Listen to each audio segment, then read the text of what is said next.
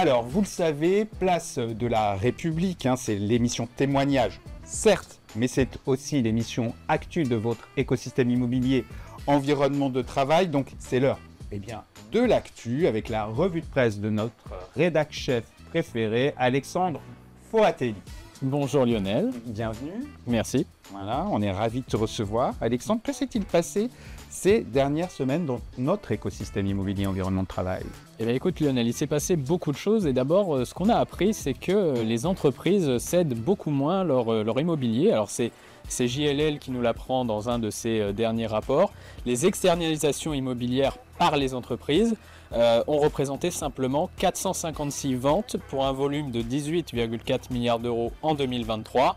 Et ça fait suite à 5 années consécutives où on dépassait le seuil des 25 milliards. Donc on le voit bien, une sacrée diminution. Comment est-ce qu'on peut analyser ça? Alors on sait que le marché immobilier quand même est à l'arrêt. Immobilier tout court d'ailleurs, résidentiel comme tertiaire et d'entreprise. Mais les entreprises se délester, comme on disait, de leur immobilier. Qui est encore propriétaire de beaucoup de sites ou de patrimoine? Quelques-uns, mais de moins en moins. Mais de moins en moins. Donc la tendance c'était plutôt de se délester. Qu'est-ce qui peut expliquer un petit peu ce recul?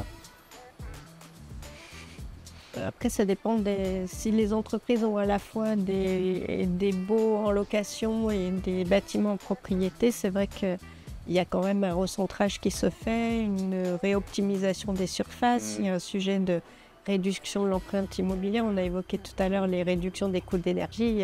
Les mètres carrés, ça coûte cher aussi. Et donc, l'optimisation se fait peut-être plus sur des bâtiments propriétaires pour ceux qui sont propriétaires. Du coup, il y a peut-être moins de ventes et moins sur des bâtiments en location. Ouais. Je me disais aussi que peut-être c'est moins intéressant aujourd'hui le marché étant. C'est ce que j'allais dire, c'est vendre aujourd'hui. Voilà. C'est ça aussi, il y a une certaine dévalorisation aujourd'hui des biens immobiliers et un bien qui était vendu à un certain niveau encore l'année dernière, aujourd'hui ne vaut plus autant et le propriétaire tente peut-être d'attendre une meilleure opportunité pour repartir dans... Oui, les chiffres Imostat nous disent que le prix moyen en mètre carré vendu du mètre carré de bureau en Ile-de-France, il baisse depuis quelques années. Donc peut-être qu'ils attendent pour pouvoir repartir. Est-ce que c'est ton analyse aussi, Alexandre? Oui, exactement. C'est ce que JLL décrit dans son rapport, avec quand même une perspective plutôt à la hausse pour 2024. Donc voilà, on verra ce qu'il en sera pour l'année prochaine, s'il y aura des jours meilleurs pour les vendeurs. Super, allez, on continue avec un rapport, le rapport de l'Institut Gallup, sur l'engagement des salariés. Et figurez-vous que les résultats, de manière très étonnante, sont accablants pour la France. Eh bien oui, c'est un rapport qui est paru juste avant l'été et qui nous apprend déjà que l'année 2023 a été marquée par un coup d'arrêt de la progression de l'engagement des salariés et même un recul du bien-être qu'on observe partout dans le monde en moyenne. Et pour ce qui est de la France, effectivement, tu l'as dit, les résultats sont assez accablants puisque le degré d'engagement, c'est tout simplement le plus faible relevé sur le continent européen avec seulement 7% et c'est même l'un des plus faibles au niveau mondial. Au monde, un des plus faibles, 7%, ça te surprend Moi, ça ne me surprend pas parce que déjà les 7%, même si c'est peut-être pas le pourcentage exact, ça fait des années qu'on dit qu'à chaque fois qu'il y a le rapport Gallup, la France est un peu à l'arrière. Et puis, il ne faut pas oublier que l'environnement de travail au sens large, c'est le miroir de la société. Donc, compte tenu d'un contexte qui reste assez incertain dans le monde et en France, sans rentrer dans le détail, ça fait partie des sujets. Et puis il y a le vrai sujet de la flexibilité dont on parle peut-être pas encore suffisamment, mais c'est un sujet là aussi signaux faibles qui peut jouer sur la productivité et l'engagement surtout des collaborateurs sur leur envie de rester ou pas dans l'entreprise où ils sont actuellement. C'est un ensemble de choses. Fanny? Et après, je sais que Colliers étant une entreprise internationale, on fait régulièrement aussi une enquête du coup internationale d'engagement de nos collaborateurs. On n'a pas tout à fait ce résultat-là en France, on a quand même un peu mieux. Mais en France, à la question êtes-vous fier de travailler dans cette entreprise, en fait, on ne va pas forcément répondre on est fier, on est heureux de travailler, on est heureux de faire ce qu'on fait, mais on n'est pas forcément fier de l'entreprise pour laquelle on travaille. Ah oui. Alors que dans les pays anglo-saxons, ils vont être beaucoup plus fiers. C'est des cheerleaders vraiment, et on l'est beaucoup moins en France. Mais est-ce que c'est vrai au final, hein? Il y a aussi, on dit souvent les anglo-saxons, ils sont plus démonstratifs, mais en fait, ils sont plus fiers. Donc tout dépend au niveau de l'enquête Gallup de comment est mis ce point de fierté finalement dans l'importance de cette envie de travailler et de l'engagement du salarié. Tout dépend comment c'est calculé. Effectivement, en France, on n'est pas chez Colliers, on n'a pas la meilleure note. On n'a pas non plus la plus mauvaise. Ah oui. Oui, d'accord. Mais supérieur aux 7% qu'on voit là. Oui, très largement. Vous faites ce suivi, Lucie, Cynthia, est-ce que vous avez un suivi de l'engagement des collaborateurs? Vous leur demandez leur avis, Lucie? Oui, on le demande à des moments clés de la vie du salarié. On le demande régulièrement et on le demande à des moments clés. Et peut-être de façon étonnante, mais un des moments que je trouve intéressant, moi, c'est quand les gens quittent l'entreprise. C'est quelque chose auquel on a un rapport que je trouve assez sain aujourd'hui. Et quand les gens partent, ils ont de longues discussions bien sûr et une dernière où on va vraiment explorer ces sujets-là et où on va toujours chercher à identifier s'il y a des causes liées au sens très large à l'environnement de travail, aux conditions de travail, qui ont pu causer ou en tout cas contribuer à la décision de partir quand c'est la décision du salarié. Et ça, je trouve que c'est des choses qu'on analyse beaucoup aujourd'hui, qu'on regarde d'année en année et qui sont très riches. Bien sûr, on analyse aussi le ressenti pendant que les salariés sont dans l'entreprise. Oui. C'est des sujets qui nous sont chers, bien sûr pour nos salariés, mais aussi pour nos clients. Oui. Et en fait, la culture nourrit notre produit, qui nourrit notre culture sur ces sujets-là. Donc nous, on accompagne nos salariés et nos clients sur des problématiques de santé mentale, d'absentéisme au travail, de bien-être au quotidien, de prévention santé, d'accompagnement de retour de congé parental, autant de sujets sur lesquels on est très investi et on suit beaucoup ce que vont être les conséquences sur la qualité de vie au travail pour nos équipes. Ouais. L'engagement, enfin, c'est primordial. Aujourd'hui, on sait que les entreprises ont du mal à recruter. La fidélisation, c'est central. Quelqu'un qui part, c'est bien de faire ce que Lucie explique. Hein. On faisait pareil chez Ubisoft. Je trouvais ça intéressant aussi. Après, je pense qu'aussi la fierté d'être dans une entreprise, ça dépend aussi beaucoup du produit qu'on vend. Moi, j'ai été chez Ubisoft et Deezer, donc c'est quand même on a des gens hyper engagés.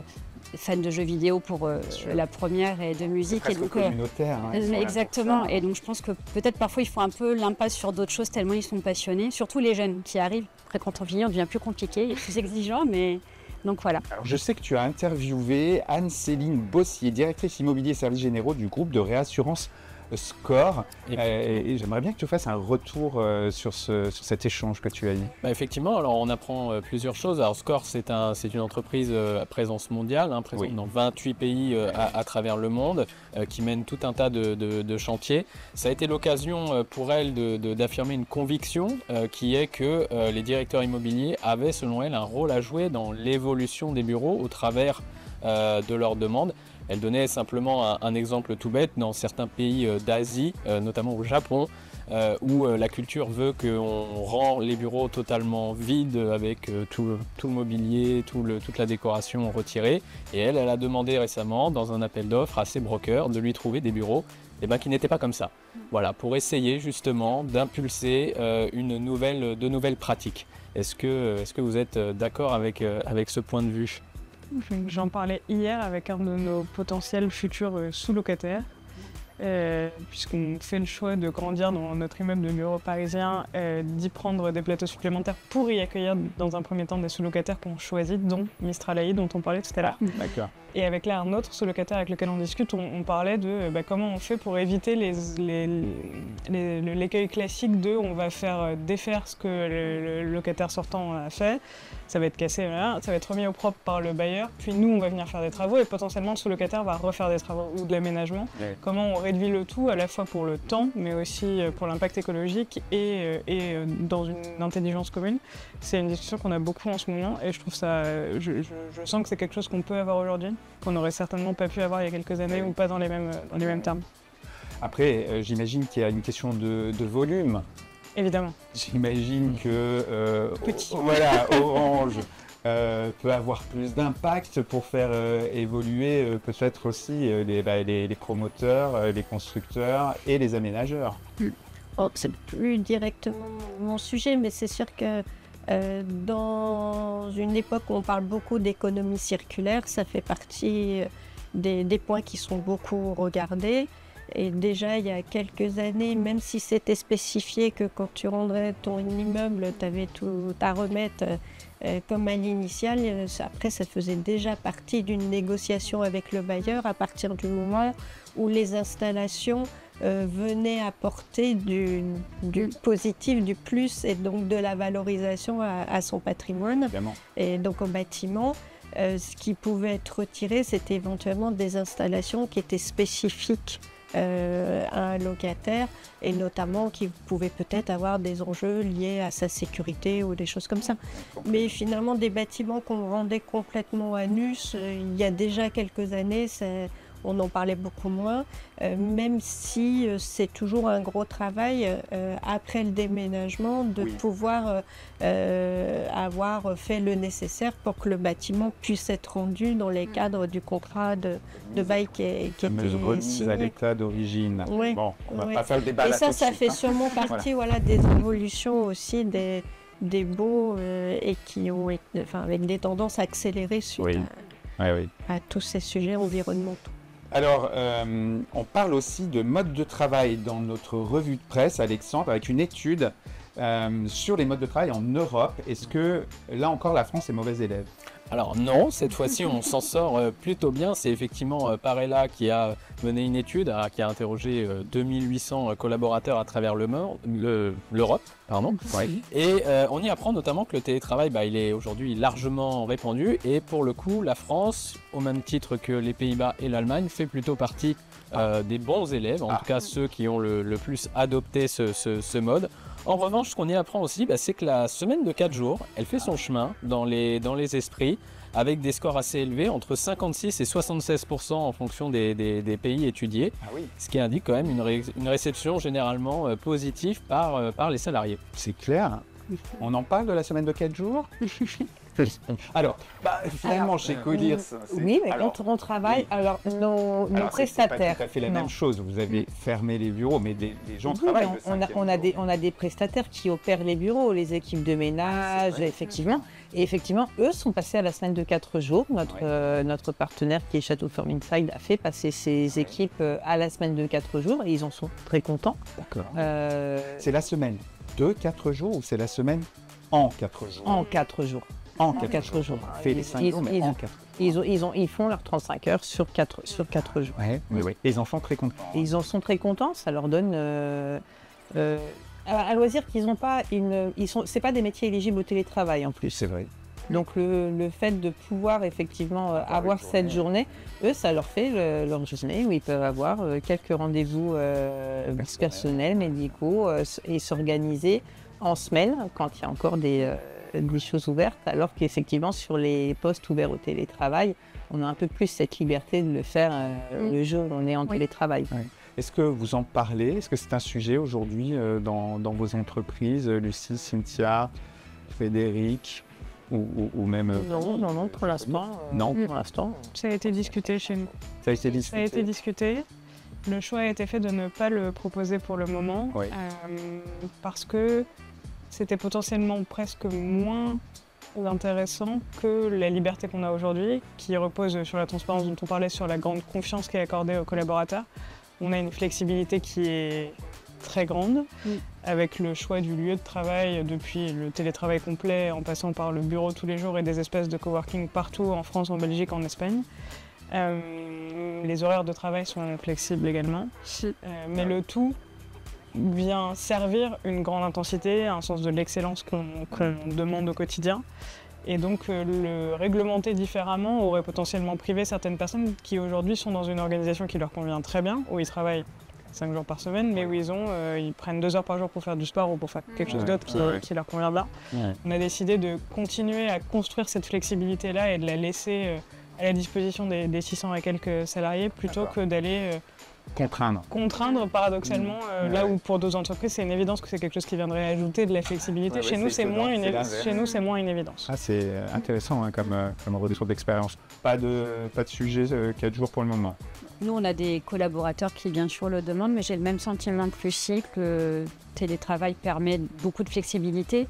Puis quand j'entends 35 heures en 4 jours, finalement, peut-être qu'on est content au départ et qu'on a un sentiment d'avoir du temps. Et au final, je ne sais pas si c'est si intéressant que ça sur le moyen terme. Oui. En tout cas, on ne l'a pas testé. Très bien. Bon. Parfait pour ce sujet. Avant-dernier sujet, l'année record pour l'immobilier d'enseignement dans cette grisaille de l'immobilier d'entreprise et résidentiel. Eh bien, il y a une éclaircie avec l'immobilier d'enseignement, Alexandre. Eh bien oui, parce qu'il y a une hausse continue des effectifs étudiants dans l'enseignement privé. Et c'est Knight Frank qui nous rapporte que près de 89 600 m² ont été loués ou acquis par des écoles sur l'ensemble de l'année 2023. C'est une performance qui est supérieure de 35% quand même à la moyenne des 5 dernières années, donc c'est assez important. Et ce qu'on apprend aussi, c'est que ce segment commence à représenter une opportunité de transformation pour les actifs de bureau, les actifs de bureau obsolètes, on en parle régulièrement. Oui. Ainsi, ce sont au total 28 opérations de transformation de surface supérieures à 1000 m² en locaux d'enseignement qui ont été recensés depuis 2019. Et oui, la transformation, qu'est-ce qu'on va faire? Il y a presque 5 millions de mètres carrés vacants, rien qu'en Île-de-France. Rien d'espace tertiaire, de bureaux vacants. On va devoir quand même se poser la question de ce qu'on fait de ces nombreux immeubles. Alors, on en entend tous parler de la transformation en logement. On sait que ce n'est pas si simple. Il y a quand même de plus en plus d'opérations. Mais évidemment, on ne va pas tout transformer. Donc peut-être qu'une des solutions, c'est aussi de se tourner vers l'enseignement.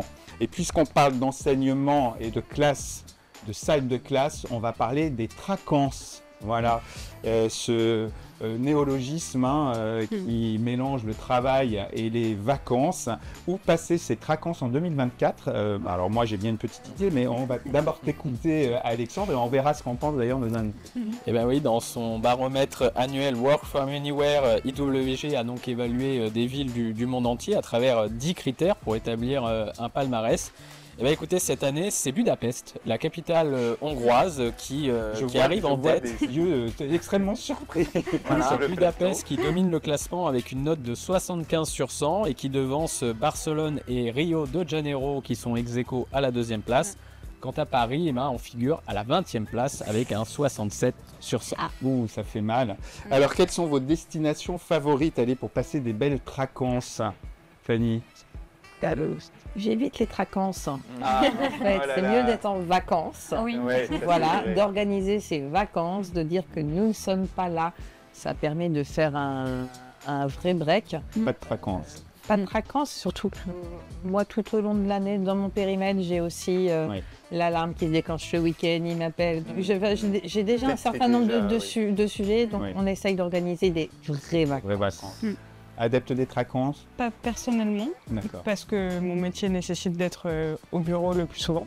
Ouais. Mais beaucoup de salariés d'Alan le pratiquent et le font en général de façon assez auto-organisée, très autonome.